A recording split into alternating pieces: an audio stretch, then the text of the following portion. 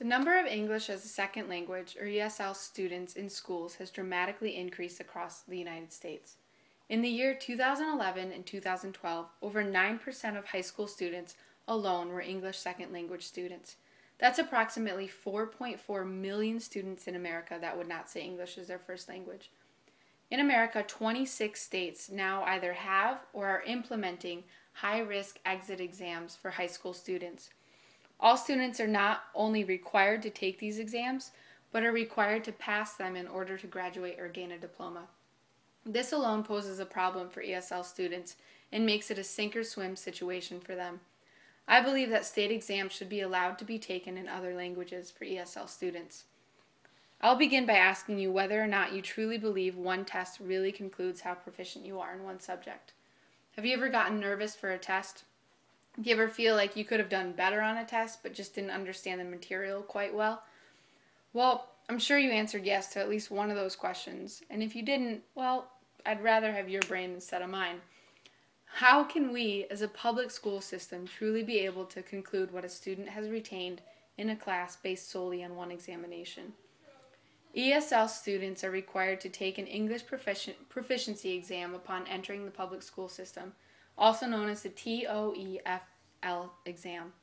This exam gives the school an idea of how well the student knows the English language and helps them place them in a proper grade level. However, this really only tests a student on how well they know the written English language. Studies have shown that it takes about 6 months to a year to proficiently learn to speak a second language. However, it can take up to 10 years to learn to read and write in a second language proficiently. That being said, how can a teacher or state be so sure on a student's capacity to learn if we're only testing them on their ability to read or write through one exam? I grew up in a small town in America in upstate New York. I was surrounded by middle-class white farmers living in their houses passed down from generation to generation. However, in one of the biggest cities nearby, called Utica, New York, ESL students were flooding into the school districts. Utica quickly rose to the third highest receiver of refugees in America, and as such I was immersed in a sea of people who didn't speak English well and didn't understand the culture as much as someone like myself.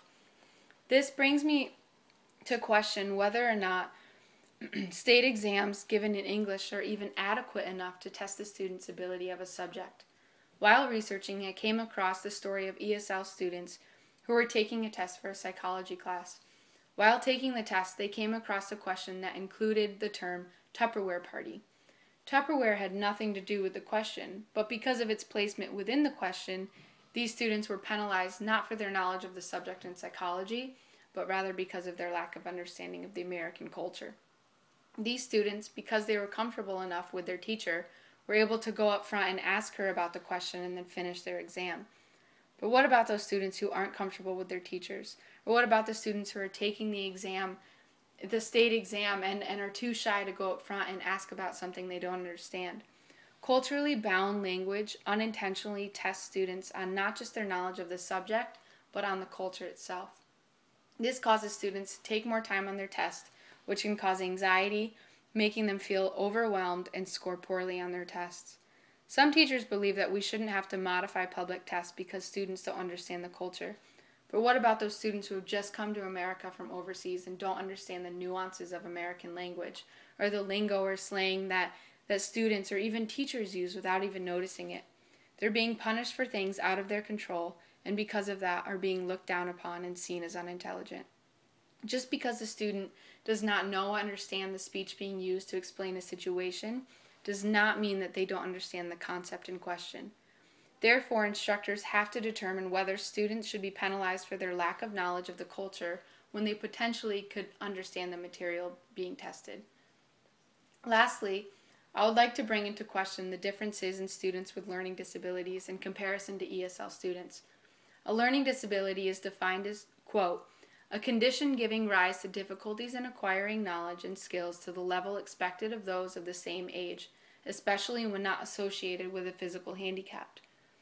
In my unprofessional but adequate opinion, I think it would be safe to say that students whose first language is not English have, quote, difficulty acquiring knowledge and skills to the level expected of those of the same age. It's not because they're unintelligent, but rather they just don't understand the language yet. In high schools across America, students with learning disabilities are able to go into separate rooms, take tests one-on-one with teachers, and have accommodations given to them if need be. The No Child Left Behind Act actually requires that students with learning disabilities be provided appropriate accommodations and supportive aids and services in order to participate fully in state and district-wide assessment programs. If this is offered for students with learning disabilities, why are these accommodations, and more specifically, the ability to take a test in a language most comfortable and familiar to the student, not being made available to those who need it? In conclusion, I believe that ESL students should be able to take state exams in their native language. I think it's wrong for us to judge a child who's probably been through more than any one of us will ever experience and base their entire high school career and possibly future off of a state exam. The stress level, cultural differences, and matter of not fully being able to judge a student's mental capacity based on just one test should be a matter taken into consideration across schools in America.